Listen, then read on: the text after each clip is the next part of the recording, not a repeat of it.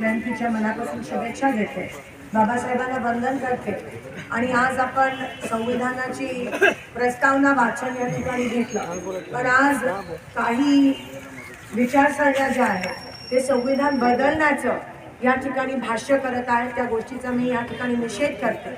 आणि जर खरंच 14 एप्रिल आपण साजरा करत आहोत आणि बाबासाहेबांना खरंच अभिवादन करायचं असेल, तर जे संविधान बदलण्याचं षडयंत्र आपल्या देशात चाललं त्याच्या विरोधात आपण सगळ्यांनी एकत्र होणं गरजेचं आहे। कोणताही भेदभाव जात जमात न पाळता सगळ्यांनी एकत्र येऊन ह्या शत्रूच्या विरोधात उभं राहण्याची गरज आहे। बाबासाहेब जे संघर्ष म्हणत होते तो हाच खरा संघर्ष असावा आणि हीच खरी ती चळवळ आणि हीच खरी आपली परीक्षाची वेळ आहे।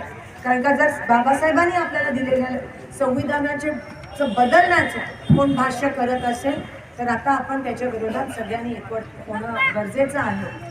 आणि संविधान जर बदलण्याचं भाष्य या ठिकाणी सत्ताधाऱ्यांकडून होत असेल तर आपण सगळ्यांनी निषेध केला पाहिजे त्या ठिकाणी। आणि ही जी चळवळ आहे, हा जो संघर्ष आहे, हा आता खरं सुरू होण्याची गरज आहे। त्यासाठीच आपण मला या छोट्याशा कार्यक्रमासाठी बोलवलं, पण हे ठिकठिकाणी झालं पाहिजे की संविधानाची प्रस्तावना वाचून वचन घेणं गरजेचं आहे की आम्ही संविधान बदलू देणार नाही। जोपर्यंत आम्ही जिवंत आहोत, जोपर्यंत बाबासाहेबांचे मित्र जिवंत आहेत, तोपर्यंत कोण असं कडकारस्थान करत असेल तर आपण ठामपणे त्याच्या विरोधात भूमिका घेणं गरजेचं आहे।